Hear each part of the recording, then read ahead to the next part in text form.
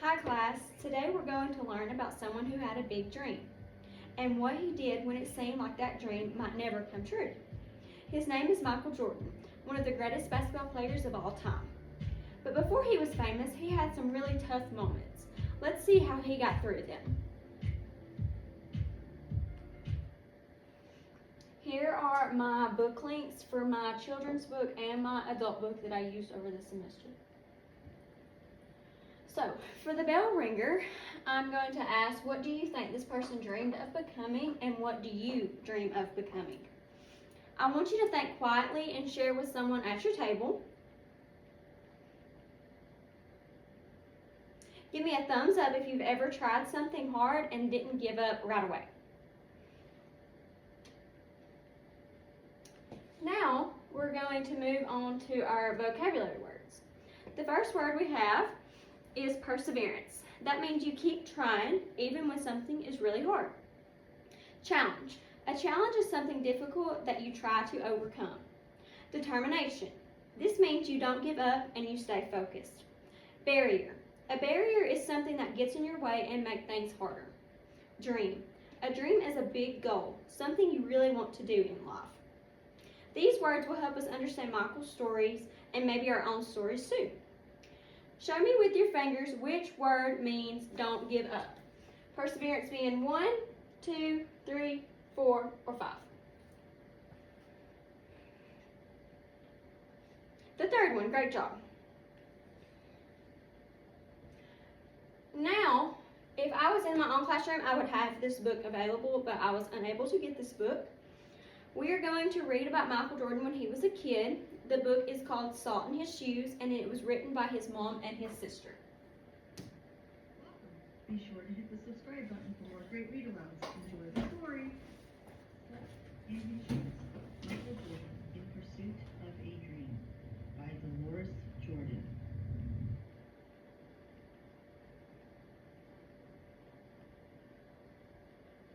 Michael loved to play basketball. Every Saturday, he followed his older brothers, Larry and Ronnie, to the park, hoping that they would let him play. And if one of the guys who usually played with them didn't show, they always did. But there was one problem. His name was Mark, and he was the tallest boy on the court. "What's the matter, Mikey? Too short?" Mark flapped his arms in Michael's face. "Over here," shouted Larry, but when Michael threw the ball, Mark's long arms came out of nowhere and knocked the ball away. It flew into the hands of a player on Mark's team. He made the basket, and the game was over, just like that. "I'm really sorry, guys. If I were taller, that wouldn't have happened." All the way home, Michael apologized, even though no one was mad at him. His oldest brother, Ronnie, tried to cheer him up. "Look, little brother, you played good today. Don't worry, we'll win the next time." When they got home, Michael went into the kitchen where Mama was cooking dinner. He was still disappointed, and she could tell. "You guys lost again today, huh?" Michael nodded. He sat quietly for a minute, then said, "Mama, how can I grow taller?" Now, Mama knew the answer to a lot of questions, but this was a tough one. She thought for a moment as she sprinkled salt and pepper on the chicken she was making for dinner. Then she smiled, looked at Michael, and said, "Salt." "Salt?" Michael looked at his mama. "Salt in your shoes. We'll put salt in your shoes and say a prayer every night. Before you know it, you'll be taller," she replied. "Salt in my shoes?" Michael said quietly to himself. Surely Mama was teasing. He sat staring out of the window, trying to figure out how salt was going to help him grow. He noticed the rose bushes outside in Mama's garden. They had grown high along the fence, and roses of all colors were blooming on the vines. He thought to himself, "I remember when Mama first planted those bushes." Michael's face lit up. If Mama knows how to make those rose bushes grow taller, then maybe she's right. Maybe salt in my shoes really will help me grow. Growing more excited, Michael twirled around and started asking lots of questions. "Mama, how long will it take? And how tall do you think I'll get?" Smiling, Mama sat down next to him and explained, "In order for this to work, the most important things you have to do are to be patient and listen to what I tell you, and say your prayers every night." So, what is one of the challenges that you think Michael has already faced?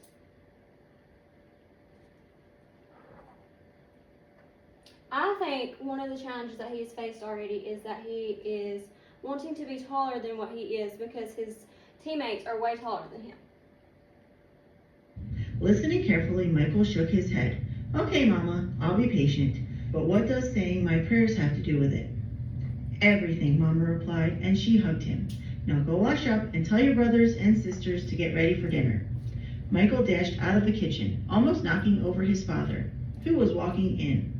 What's he up to now? Asked Daddy. Oh, the usual, laughed Mama, chasing a dream.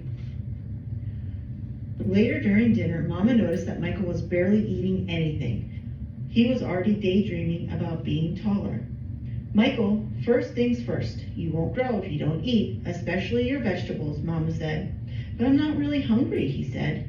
Raising her eyebrows, Mama gave him a stern look. Slowly, Michael picked up his fork and began to eat. Minutes later, his plate was clean and he was asking for more. That evening at bedtime, Michael set his favorite game shoes on the floor next to the growth chart hanging on the wall. Then he put on his pajamas, said his prayers, and jumped into bed. When Mama came in, Michael was fast asleep.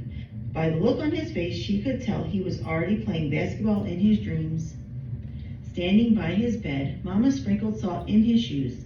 Then she prayed quietly over him as she did all her children. Dear God, please help Michael to be the best he can be and to give him his best in all that he does. And Lord, could you please make him just a little bit taller tomorrow than he is today? Thank you. Amen. After that night, Michael wore his favorite game shoes everywhere he went, even to church. And he stopped going to the park with his brothers on Saturdays. Instead, he stayed home and practiced. He wanted to grow a few more inches before he went back to the park. After 2 months of practicing and waiting patiently and praying, Michael stood next to the growth chart on his wall. Nothing. He hadn't grown an inch. He was disappointed, but he did not stop believing. I've just got to give it time, like Mama said, Michael thought to himself, and that's what he did. 2 more months of practicing went by and still nothing. Now Michael was becoming a little sad. Not only had he not grown 1 inch, but he also missed playing basketball with Larry and Ronnie. About the only thing he didn't miss was being picked on by Mark. When the next Saturday came, his brothers tried to get Michael to go with them to the park, but he wouldn't budge. Mama had begun to worry. When she saw Michael sitting alone on the steps, she said to Daddy, maybe you should go out and talk to him. So Daddy went out and sat with Michael. What's wrong, son? You haven't gone to the park with your brothers for a while now. Are you okay? Michael didn't say anything at first. Then he looked at Daddy and said, I thought I would at least be a few inches taller by now. I did everything Mama told me to do, but nothing's happened. Michael, why do you want to be taller? Daddy asked. If I were taller, I'd be a great player, and I could help our team win, Michael answered. But you are a great player, son, and you already have everything it takes to be a winner right in here. Daddy tapped Michael on his chest.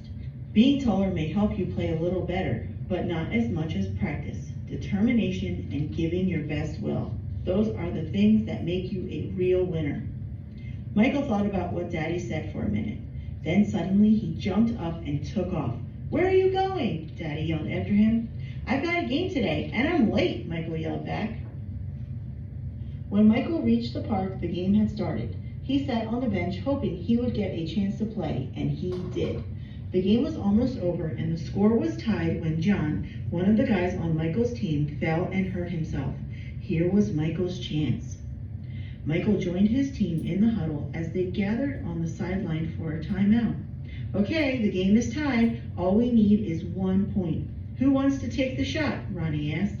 He looked in Michael's direction. Feeling more confident than ever, Michael said, I'll do it. When the whistle blew and the game began again, Mark began to pick on Michael as usual. Still trying to play with the big boys, huh? Mark taunted, but Michael paid him no attention. Taller or not, he had been practicing, and today he was determined to win. Larry threw the ball inbounds to Michael. Michael caught it, bounced it for a moment, and then took off running. As he approached Mark, Michael shifted to his right. Mark followed, but while he was still shifting, Michael spun to his left. He stepped behind Mark and shot. The ball arched far above his opponent's heads and fell silently through the hoop. 2 points! The game was over. Michael's team had won. It was just as Michael had dreamed. When he realized what he had done, Michael took off running and didn't stop until he had reached home. Bursting through the door, he shouted, "I did it, Daddy, I did it! I shot right over the tall guy's head and we won the game!" Running in behind him, Ronnie and Larry joined the celebration. "That's right, little brother, you did it. You won the game for us." Michael remembered the look that Ronnie gave him during the last time out of the game and said, "No, we won the game, but I was the star." They all laughed. After that day, Mama stopped putting salt in Michael's shoes, but Michael did not stop being patient and working hard and praying. So that must be what made Michael grow to be a 6-foot, 6-inch tall basketball superstar.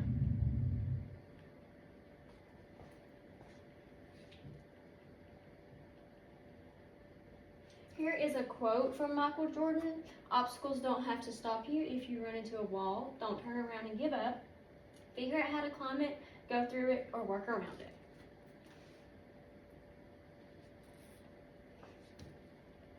Here is a picture of Michael's old basketball shoes. Do you think that these shoes have been through a lot of obstacles?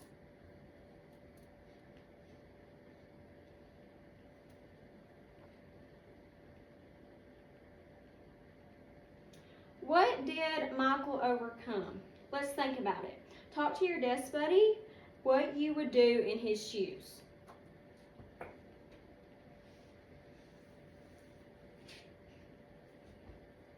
Okay. Now we're going to move on to the virtual field trip. It shows athletes who broke down barriers, people like Michael Jordan, Muhammad Ali, and many more. Go ahead and get your Chromebooks out now. I have inserted the link into your Google Classroom.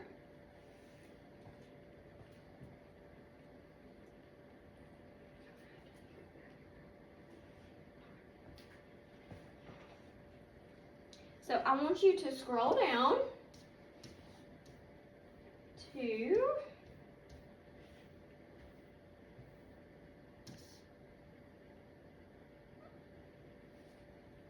Exhibition Luminaries. And then scroll over to Michael Jordan. We're going to see what they have to say about Michael Jordan. Michael Jordan is one of the greatest athletes in the history of sports. Jordan won the National Basketball Association's Most Valuable Player award 5 times and led his team to 6 NBA championships. He helped transform the NBA from a niche American game in the 1980s to an international sports and entertainment giant.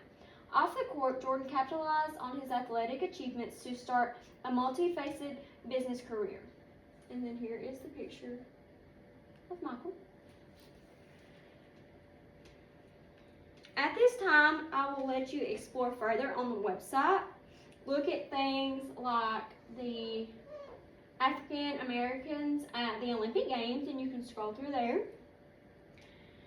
Look at the sports storylines. You can click on each one of these and read these. And then I want you to go back here and look at other people who are in the exhibition luminaries.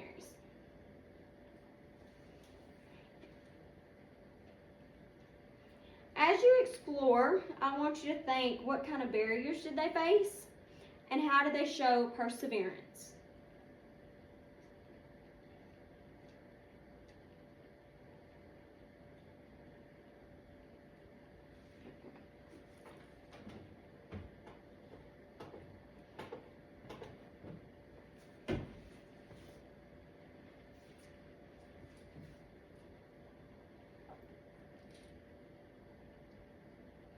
Okay.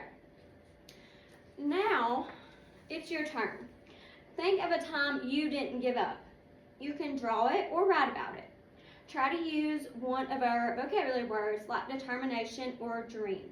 So for an example, I could say, one time I didn't give up when I was learning to ride my bike. Go ahead and do that.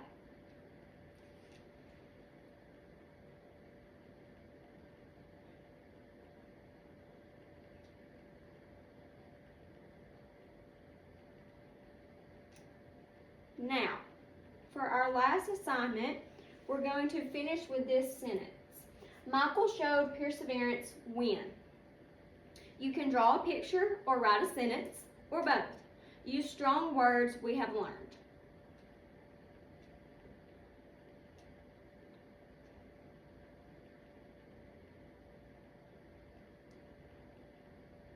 After they are done with that, I would collect each one and maybe pick a few to read.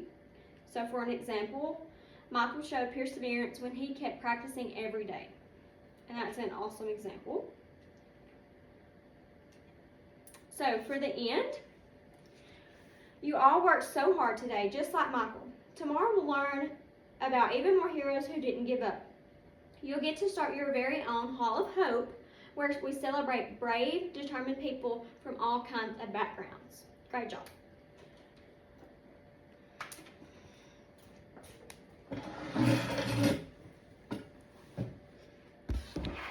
For the textbook reference I used, this lesson connects directly to Chapter 5, Contributions of African Americans in U.S. History from the 4th grade Alabama Studies textbook by Scott Forsman.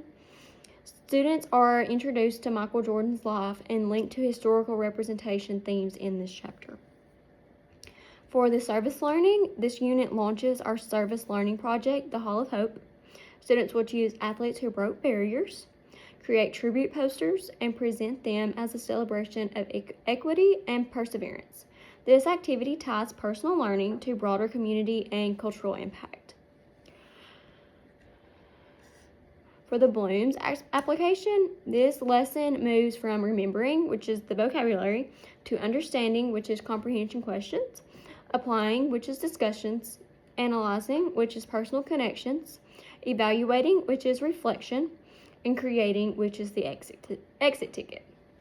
All 6 levels are engaged. For differentiation, content is differentiated through visuals, partner discussions, sentence starters, and drawing options for students who benefit from multiple modalities, including students with IEPs and ELLs. For some instructional strategies, this lesson uses read aloud, visual analysis, informal assessment, peer discussion, and student reflection. Similar to strategies in our earlier units, but here we layer in virtual field trips and cross-cultural comparisons to extend critical thinking. Students will continue this unit by comparing Michael Jordan's perseverance with that of Jim Thorpe and many other athletes in day 2, further reinforcing cross-cultural representation and historical understanding. Thank you.